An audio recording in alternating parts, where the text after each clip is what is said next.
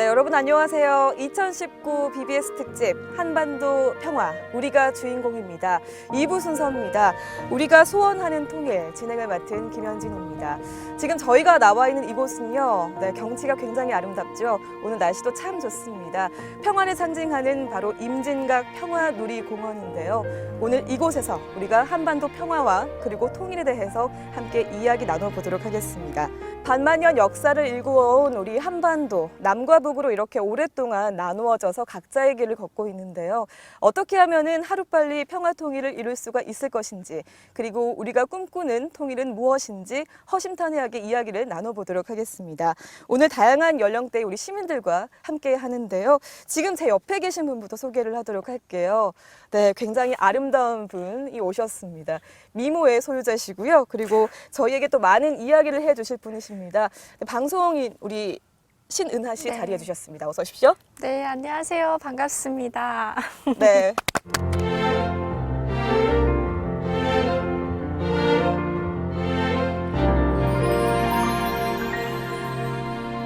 오늘 우리가 꿈꾸는 통일과 또 한반도 평화에 대해서 이야기를 나눌 건데요.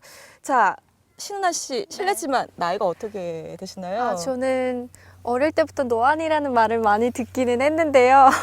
지금 30대예요. 네. 30대. 네. 여기 계신 분들 다들 나이를 가늠할 수가 없는 것 같아요. 네, 지금 신은하 씨가 이제 한국에 오신 지 얼마나 되셨죠? 저는 17년 정도 되어 가고 있어요. 그러면은 언제 북한에서 탈출을 하신 건가요? 북한에서 탈출한 거는 12살 때, 그러니까 98년도에 탈출을 했는데, 저는 사실 제가 북한에서 나오면서도 이게 탈북이라는 거를 모르고 두만강을 넘었었는데, 중국에서 한 5년 정도 살다가 이제 2003년도에 대한민국으로 오게 되었습니다. 네, 정말 탈출 과정이 쉽지 않겠다라는 그런 생각이 네. 드는데 가족끼리 이렇게 오는 거는 또 더 어렵잖아요, 그렇죠? 그쵸. 제가 알기로는 거의 90%의 탈북민들이 가족 말고 이제 독신으로 어렵게 이제 한국으로 오신 걸로 알고 있어요. 네, 지금 이제 한국에 오신 지는 거의 17년 정도 되셨다고 하니까 이제 뭐 웬만한 거는 다 익숙하실 것 같아요, 그렇죠? 방송도 많이 하시고요. 그런 것 같기도 한데요. 네. 또 가끔 이제 제가 내가 북한 사람이 맞구나라는 순간이 이제 나오기는 하는데, 네, 입맛? 입맛. 한국에 와서 네. 가장 힘들었던 게 이제 식당이나 아니면 뭐 누가 초대해서 가면 음식을 맛있게 차려주는데 먹지를 못하겠더라고요. 왜냐면 네. 한국 음식은 너무 싱겁고 달아요. 아, 싱겁고 달다. 네, 막 설탕을 엄청 많이 넣으셨나 봐요. 어떤 음식 예를 한번 들자면 어떤 게 있을까요? 식당에 이제 담당 형사님이 네. 맛있는 불고기 집이 있다고 이제 저희를 데려가셨는데, 고기는 정말 먹음직하게 생겼는데 젓가락으로 딱 떠서 입에 넣는 순간 이건 무슨 설탕을 먹는 건지 진짜 고기 맛을 느끼기는 어렵더라고요. 그래서 남겼더니 왜 북한에서 못 먹다가 오셨는데 남기시냐고. 다 먹어야 된다며 또 네, 이렇게. 네. 그래서 많이 힘들었는데 아직도 이제 단맛 때문에 고생할 때 북한 사람이라는 게 느껴지고, 그리고 지하철을 타면 아직도 그렇게 헷갈리게 되더라고요. 그래서 그런 거랑 볼 때는 숨기지는 못하겠다, 오래 살아도. 네. 그런 느낌이 듭니다. 사실 뭐 지하철은 우리도 많이 헷갈리는 거기 그래요? 때문에. 네, 알겠습니다. 아직까지 조금 적응이 안 되는 부분이 있다고 하셨는데 네. 그래도 방송 활동하면서 이렇게 여러 가지 활동하는 모습이 참 보기 좋은 것 같습니다. 감사합니다. 네, 저도 궁금한 게 굉장히 많아서 계속 얘기 나누고 네. 싶지만 여기 계신 분들도 얘기를 들어봐야 하고 나눠봐야 하니까 차례차례 한번 얘기를 직접 해보시는 시간 갖도록 하겠습니다. 먼저 우리 고3인데 또 이렇게 귀한 시간에 함께 해주셨어요. 성지영 양 맞으시죠? 네. 예.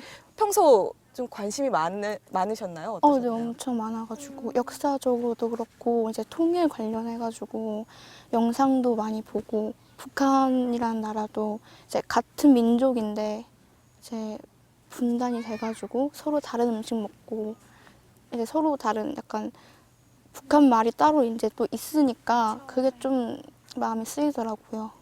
그래가지고. 그래서 오늘 이렇게 특별히 나오신 거군요. 그 중에서 가장 궁금했던 게 있다면 어떤 게 있었을까요? 요즘 고3 학생들은 네. 이제 입시 전쟁으로 막 힘들고 그런데 북한에는 혹시 대학교가 있는지 네. 그리고 이제 북한 고3 분들도 이제 입시 전쟁으로 이렇게 막 힘든지 여쭤보고 싶어요. 네. 입시 전쟁을 저는 한국에 와서 처음 경험을 했던 것 같아요. 북한도 물론 대학이 있고, 종합대학부터 시작해서 단과대학 아니면 예체능과 관련된 대학 따로따로 이제 구분이 되어 있는데, 북한은 한국 학제가 기본으로 12년이잖아요. 근데 북한도 학제가 12년으로 기본 학제가 똑같아요. 그러니까 유치원부터 시작해서 초등학교를 소학교라고 하는데 소학교가 5학년이고 고등학교는 대신 없어요. 고등학교가 없고 중학교가 2번 있어요. 중학교를 2번 다녀야 돼요. 초급 중학교랑 고급 중학교 3년씩 해서 6년이에요. 이 학제를 기본적으로 마치면 이제 군대 가는 군과 아니면 대학교를 가는 군과 나누어지는데요. 사실 대다수의 사람들은 다 군대로 가요. 남녀 차별 없이 그냥 다 군대로 빠지는데 이 중에서도 대학을 가는 친구들이 있는데 약간 좀 토대가 좋거나 아니면 집안에 이제 뭔가 이렇게 권력이 있는 그런 사람들이 이제 학교 선생님의 추천서를 받아가지고 대학으로 진학하거나 아니면 정말 동네 소문이 자자할 정도로 머리가 이제 천재성을 띈 아이들이 이제 대학에 가는 경우가 있는 거죠. 그리고 북한에서 이제 그 김일성 종합대학이라면 북한 분들뿐만 아니라 한국에 있는 많은 분들도 아시는데 북한에서 가장 최고라고 하는 대학이 아마 그 김일성의 조남이 붙은 김일성 종합대학이겠죠. 그쪽으로 가는 군은 완전히 저희 같은 사람하고는 좀 하늘과 땅 차이? 어떻게 바라볼 수 없는 그런 군들이 이제 김일성 종합대학으로 가는 거고, 근데 사실 또 알아두셔야 될 거는 김일성 종합대학 가는 사람들이 물론 머리가 좋은 사람들도 있겠지만 토대가 좋아서 가는 사람들이 굉장히 더 많아요. 근데 정말 머리가 좋아서 간다라고 하는 대학은 이제 김책공대, 김책종합대학이라고 있거든요. 거기에 가는 사람들은 같은 북한 사람들도 정말 저 사람은 머리가 좋은 사람이구나라는 인정하는 대학이에요. 네. 네. 일단은 우리가 생각하는 그 학교의 어떤 시스템과 좀 많이 다르다는 생각이 드는 것 같아요. 네네. 특히 대학교 같은 경우는 우리는 거의 다들 가는 분위기인데 네, 그런 점에서 많이 다른 것 같은데 일단 방금 우리가 성지영 양의 이야기를 들어봤는데 자, 계속해서 20대를 대표해서 함께 해주신 분입니다. 안완기 씨 맞으시죠? 네. 예. 평소 통일에 대해서 관심이 많으셨나요? 어떠셨나요? 평소에 어릴 적부터 이 통일이라는 말을 많이 들었기 때문에 자연스럽지만 또 한편으로는 막연하다는 생각이 듭니다. 왜냐하면 우리가 사회적으로나 문화적으로나 그런 접점이 달라서 통일이라는 거에 대해서 우리가 이뤄야 되는 수건에 대해서 좀 어려운 부분이 많은 것 같아서 그런 부분들이 어떻게 해결이 될 수 있을까 이런 생각들을 해보게 되는 것 같습니다. 네, 굉장히 좀 막연하게 느껴지는 부분도 있는 것 같고 어렵게 느껴지는 것 같은데 자 그러면 우리 안완기 씨 지금 이렇게 북한 대표로 와주셨는데 혹시 평소에 궁금한 점은 없으셨나요? 제가 아무래도 20대이다 보니까 북한이라는 그 이미지를 생각하면 좀 아무래도 우리나라보다는 어둡고 딱딱하다라는 생각을 하는데 저와 같은 20대의 이 북한 대학생들, 네. 대학교가 있다고 말씀하셨는데 그 대학생들은 친구들이랑 뭘 하고 놀지 그런 어떤 우리나라는 아무래도 많은 문화 시설들이 있는데 대학생들은 뭘 하고 노는지 그런 게 좀 궁금해요. 남한하고 거의 다른 게 없어요, 요즘에는. 사실 제가 있을 때 90년대 제가 북한에서 살았었잖아요. 이렇게 말하니까 굉장히. 그때까지만 해도 정말 남과 북 차이가 확실할 정도로 서로 이제 취미라든가 아니면 뭔가 문화 생활이 달랐던 것 같아요. 요즘은 북한 대학생들에게 그러니까 북한 대학생들이 가장 열광하는 거는 여대생들은 남한 그 드라마에서 나오는 패션 아니면 화장법 이런 거에 되게 관심이 많고요. 그리고 이제 남학생들은 아무래도 이제 그 남학생들이 행동하는 거랑 머리 스타일이나 조금 그 남한을 따라하기 이제 빠진 것 같아요. 제가 봤을 때는. 그러니까 뭐 여가 생활을 즐기다가도 누군가 나만 비디오가 생겼어, 나만 가요가 생겼어라고 들고 오면 그걸 모여가지고 보는 게 굉장한 재미라고 하더라고요. 그리고 제가 얼마 전에 또 들었는데 한국에서 새로운 드라마가 나오면 불과 하루 만에 중국을 통해 가지고 북한으로 유입이 된대요. 그래가지고 이런 걸 봤을 때는 남과 북이 문화적으로는 통일이 되지 않았나 싶을 정도로 남한에서 어떤 화장을 하면 북한 친구들이 그 화장을 따라서 하고 어떤 옷을 입으면 그 옷을 금방 따라 입고 되게 남한 드라마 열풍에 많이 빠져 있는 것 같아요. 네. 북한 대학생들이. 남한의 어떤 문화를 일단 북한이 지금 좀 쉽게 수용할 수 있는 그런 채널이 좀 있다는 말씀인 거네요. 네. 네, 굉장히 좀 신기한 그런 이야기였던 것 같습니다. 자, 이제 30대를 대표해서 함께 해주신 분입니다. 이현주 씨. 네. 평소에 통일에 관심이 많으셨는지 아니면 사실 우리 30대라고 하면은 이제는 조금 통일보다는 뭔가 먹고 사는데 더 집중을 해야 될 나이라서 조금은 멀리 느껴질 것 같은데 어떠신가요? 평소에 이제 통일에 대해서 생각은 하기도 했는데 저도 역시 10대, 20대일 때는 통일이 조금 마음에 와닿지도 않고 그쵸. 사실 나의 갖춰진 그 환경 때문에 좀 많이 멀다고 생각했었는데 저 역시도 이제 결혼을 하고 출산을 준비하고 있다 보니 그런 거에 대해서 되게 궁금한 게 많은 것 같아요. 혹시 질문해도 될까요? 아, 네, 그럼요. 그 한국에는 사실 저출산 고령화라는 문제가 좀 심각하게 대두되고 있는데요. 북한에는 제가 듣기로는 타가 시설이 되게 잘 되어 있는 걸로 들었어요. 혹시 그럼 북한에는 저출산 문제가 좀 심각하게 대두되고 있지 않은지, 그리고 혹은 한국에서는 그 난임 문제로 인해서 정부에서 지원해 주는 것들이 좀 활발하게 되어 있는데 북한에서는 그런 것들이 없는지 좀 궁금한 것 같아요. 북한은 이미 2001년도에 고령화 사회로 접어들었어요. 그러니까 제가 한 보고서를 봤었는데 북한 인구 대비 65세 인구가 7% 이상이면 고령화라고 하더라고요. 근데 북한은 이미 2001년도 한국보다 빠른 건지 늦은 건지는 모르겠는데 그렇게 접어들었다고 하더라고요. 근데 말씀하셨던 것처럼 많은 남한 분들이 이제 통일이 되면 우리나라의 저출산 문제를 북한 그 젊은 인구가 해결해 줄 거라고 기대를 하시는데 북한도 이미 저출산 때문에 굉장히 힘들어요. 왜냐하면 북한 이제 그 남자들이 군대를 가면 기본적으로 복무해야 되는 게 10년이에요. 그리고 여기에 플러스 이제 3년은 충성의 복무 기간이라고 장군님에게 나는 3년 정도 더 충성하겠습니다 해가지고 13년이 돼요. 그러고 요즘은 이제 그 남자들이 다 군대 가고 경제 활동을 하지 못하니까 여성들이 장마당에 나와서 경제 활동을 하다 보니까 기본적으로 결혼하는 기본 연령이 올라가다 보니까 출산에 굉장히 부담을 느껴가지고 좀 몇 년 전부터, 그러니까 북한 그 시장 경제가 도입돼서부터는 북한도 이제 저출산 문제 때문에 많이 힘들어 한다고 하더라고요. 그래서 그 보고서의 마지막 부분에 그런 게 있더라고요. 남과 북이 지금 통일이 되어도 2023년에는 저출산 문제, 고령화 사회를 우리 한반도가 벗어나지 못할 것 같다라는 말을 하더라고요. 근데 난임 문제는 사실 북한에서는 난임, 뭐 불임 이런 거에 사람들이 그렇게 관심이 없어요. 그러니까 금연에 관심이 없는, 그러니까 모르시겠는데 북한은 금연이라는 그 말 자체가 없거든요.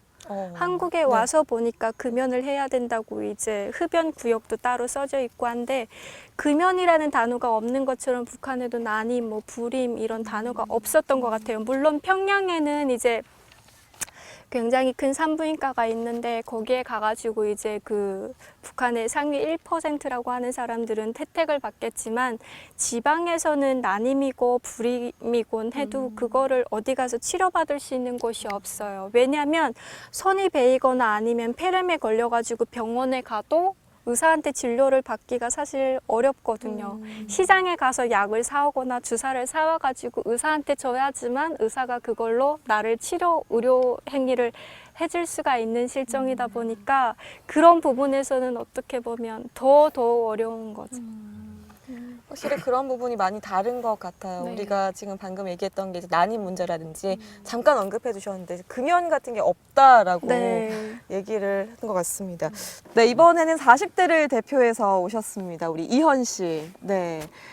궁금한 게 많으실 것 같은데 한번 질문을 들어볼까요? 네, 저도 뭐 어릴 때부터 저희 세대가 우리의 소원은 통일이라는 노래를 부르면서 자란 세대이기 때문에 과연 통일이 되면 어떤 것들이 또 나아질까, 또 지금 현재 북한에서 실질적으로 돌아가는 체제라든지 뭐 우리가 생활을 하는 데 있어서 그런 부분에서 이제 만약에 통일이 된다면 어떤 그런 갭 차이를 줄이기 위해서 거기서도 서로 이제 받아들여야 될 게 있잖아요. 그래서 일단 지금 현재 그러니까 우리나라 대한민국과 북한의 어떤 차이가 있는지가 궁금해서 요즘에 이제 북한도 스마트폰도 있고 네. 인터넷도 되고 이제 네. 많이 발전을 했잖아요. 인터넷은 안 돼요. 아니요, 네. 스마트폰은 가능은 하고. 네. 그래서 혹시나 그러니까 제가 아마 잘못 알고 있었던 것 같은데 인터넷도 어느 정도 허용이 된다라고 저는 안 생각을 돼요. 하고 있어서 네. 이 질문을 준비를 했거든요.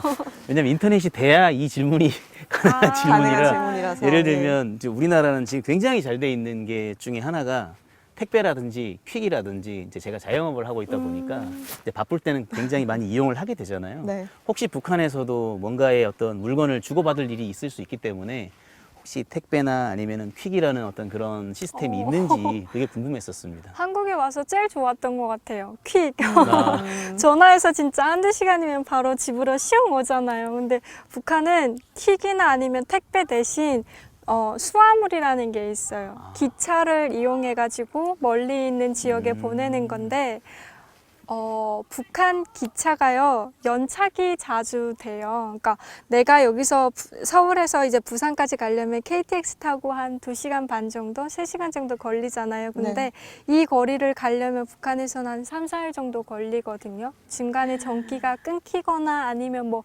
연탄이 다 닳았던가 해가지고. 근데 사람도 이렇게 가기 힘든데 수화물 같은 경우에는 더 어려워요. 그래서 북한에는 그런 말이 있어요. 아빠가 돌아가실 것 같으면 1년 전에 우편을 보내야 된다고. 왜냐하면 아빠가 돌아가시고 나서 우편물을 보내면 아빠가 이제 돌아가시고 장례가 끝나서 몇 개월 있다가 멀리 사는 자식이 와가지고 이제 알거든요. 그러니까 그만큼 뭔가 보내자고 해도 아직은 그런 교통시설이 한국처럼 이렇게 원활하지 못하다 보니까 많이 어려운 실정이어서 요즘은 그런 차가 있거든요. 대거리차라는 게 있어요. 북한에 대거리차라고 이제 사람들이 기차를 타면 너무 많이 연착이 되다 보니까 상하는 음식이 있거나 아니면 이거는 빨리 배달을 해야 된다라는 물건이 있으면 이제 그 대거리차는 돈만 주면 자신이 원하는 곳까지 직접 태워다 주거든요. 그래가지고 그런 차를 이용하는 경우가 많죠. 근데 또 이제 그 육지에서 사는 사람들이 그러니까 교통시설이 원활하지 못하다 보니까 한국에 와서는 육지에서 살건 아니면 바다 지역에서 살건 상관없이 먹는 음식이 되게 다 골고루한데 북한의 육지에서 사는 사람하고 바다 쪽에서 사는 사람하고 이런 교통 문제 때문에 되게 확실히 먹는 그 주 재료가 이제 구분되어 있는 것 같아요. 또. 많이 불편할 것 같다는 생각이 들어요. 근데 그때 당시에는 그게 불편하다는 그렇죠. 거를 못 느꼈어요. 네. 네. 지금 오니까 이제 이게 많이 불편했구나 이런 생각이. 못 살 것 같아요, 이제 그렇게. 이렇게 10대, 20대, 30대, 40대를 대표해서 나와주신 우리 네 분과 함께 또 우리 신은하 씨와 함께 이야기를 나눠봤는데 일단 우리 은하 씨 같은 경우는 네. 오늘 나와서 이런저런 얘기를 해봤는데 어떠셨어요? 굉장히 좋았습니다. 그리고 네. 되게 좀 부끄러웠던 게 제가 북한에서 왔지만 사실 통일이라는 거를 잊고 산 적이 많았던 것 같아요. 왜냐면 지금 내 살기가 바쁘다 보니까. 근데 이렇게 10대부터 시작해서 40대 분들이 북한에 대해서 관심을 가져주니까 조금 약간 자숙하는 시간? 그리고 뭔가 내가 더 많이 통일에 대해서 생각을 해야겠다라는 그런 마음가짐을 갖고 가는 것 같아요. 네, 알겠습니다. 저희도 어떻게 보면 이번 시간을 통해서 우리가 통일에 대해서 북한에 대해서 한 번 더 생각할 수 있는 그런 좋은 계기가 됐던 것 같습니다. 오늘 나와주셔서 고맙습니다. 감사합니다. 네. 자, 2019 BBS 특집 한반도 평화 우리가 주인공입니다. 2부 순서 우리가 소원하는 통일, 저희가 준비한 시간은 여기까지입니다. 우리 모두의 밝은 미래를 위해서 그리고 대승적인 행복을 위해서 이제 함께 새로운 역사를 써 나가야 할 때입니다. 통일로 향하는 길, 우리 자신이 주인공임을 잊지 않고 함께 행동을 해야 할 것 같습니다. 네, 지금까지 시청해주신 여러분 고맙습니다.